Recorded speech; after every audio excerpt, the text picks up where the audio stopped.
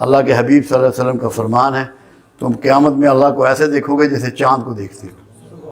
اللہ صاحب حال لوگوں کو نظر آتا ہے، روحانی لوگوں کو نظر آتا ہے، ادراک میں نظر آتا ہے۔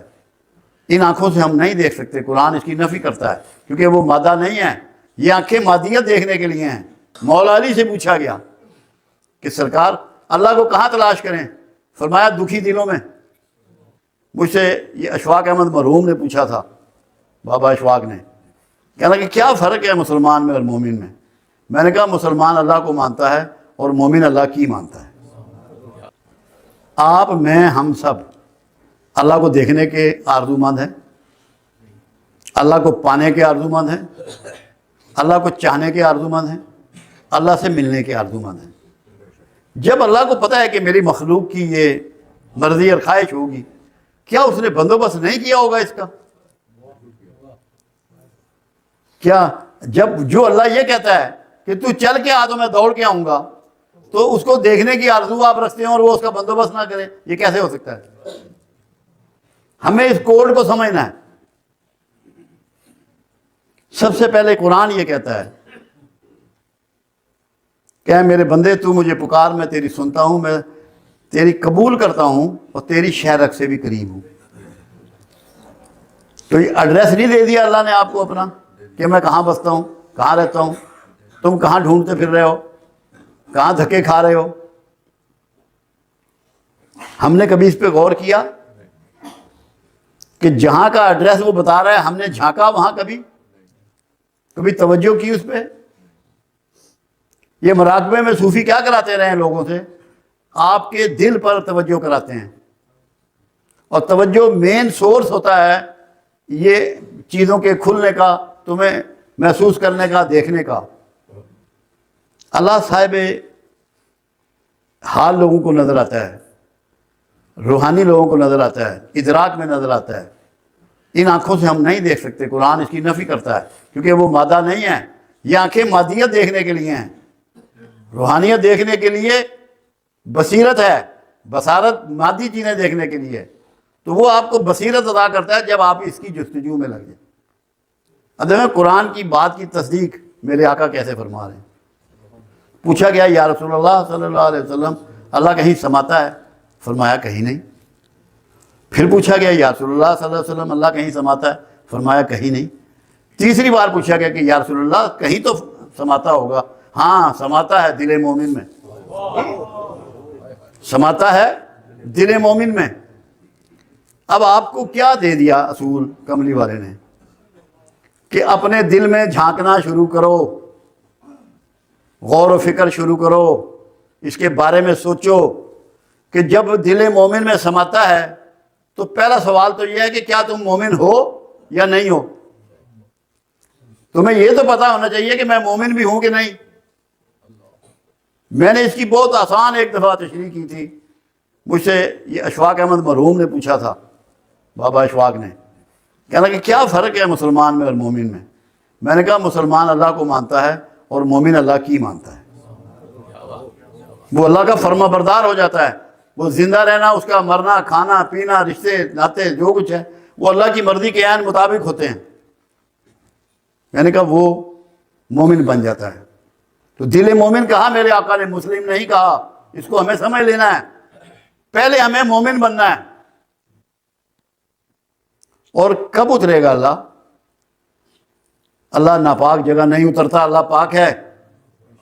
اگر غصہ موجود ہے، عصبیت موجود ہے، نفرت موجود ہے، شدت موجود ہے، ضد موجود ہے، گھاٹا موجود ہے، تکلیف پہنچانا، ظلم کرنا دوسروں کا موجود ہے، دوسروں پہ اعتراض کرنا موجود ہے، دوسروں کے مال غصب کرنا موجود ہے، تو اس ناپاک دل میں اللہ آئے گا؟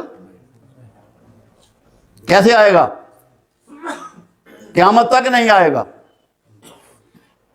تو آپ کو ان تمام جو کھوٹ ہیں ان سے اپنے من کو پاک کرنا ہے۔ اگر آپ کو یہ آرزو ہے اور سنجیدگی سے یہ چاہتے ہیں کہ اللہ آپ کے دل میں اتر آئے، اترا ہوا تو ہے، آپ کو مل نہیں رہا کیونکہ آپ نے گند ڈالا ہوا ہے۔ اس گندگی کو دھونا ہے، اس کو صاف کرنا ہے۔ اب دوسری چیز کیا ہے؟ اللہ تو یک و تنہا ہے، وہ جہاں دوئی ہو وہاں نہیں آتا۔ اگر اللہ کے علاوہ کوئی محبت موجود ہے تو وہاں بھی نہیں آئے گا۔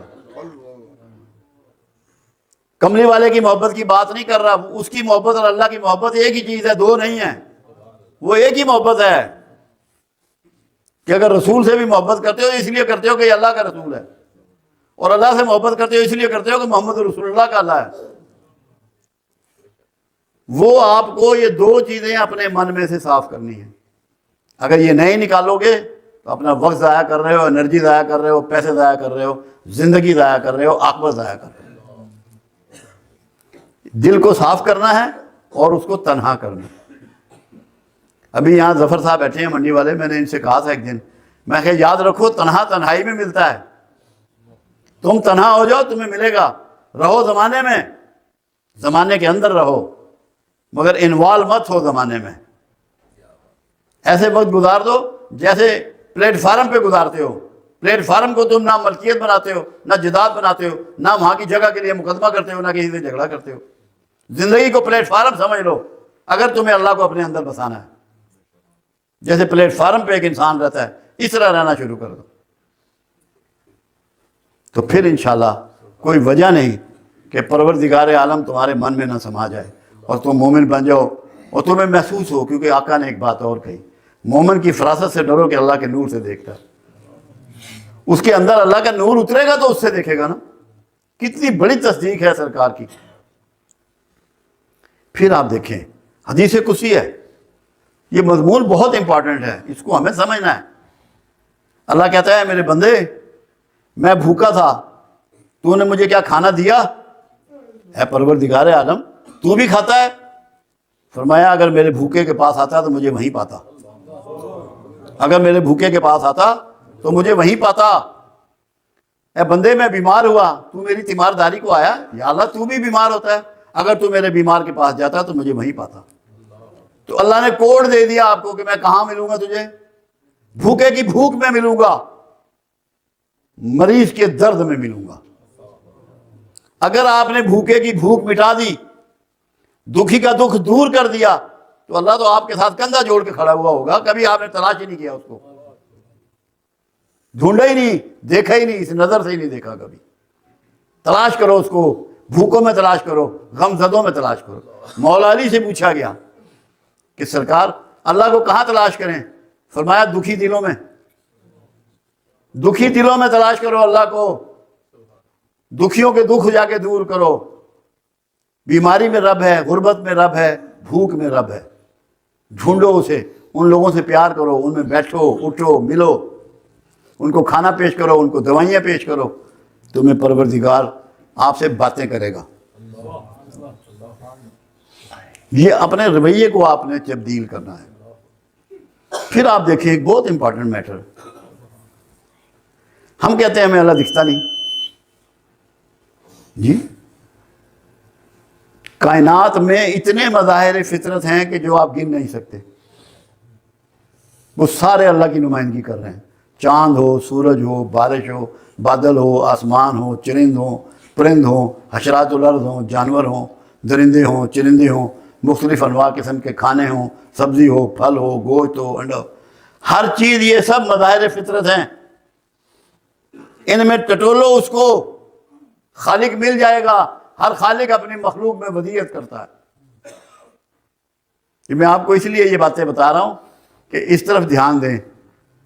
اللہ کہتا ہے مجھے سب سے زیادہ وہ لوگ پسند ہیں جو میری صنائی پہ غور کرتے ہیں اور کھڑے بیٹھے کروڑوں کے بل غور کرتے ہیں، اور ان کی نگاہ جب آسمان پہ جاتی ہے تو لوٹ آتی ہے اور کہہ اٹھتے ہیں کہ اللہ تو نے کچھ بھی باطل نہیں بنایا، کوئی نقص والی چیز تو نے پیدا نہیں کی۔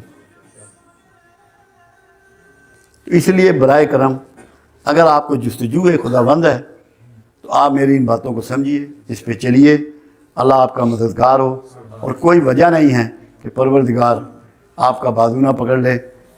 آپ کو باخدا پتہ لگے گا اس کی رضا کا، اس کی محبت کا، اس کی چاہت کا، کوئی وجہ نہیں ہے کہ آپ کو پتہ نہ لگے۔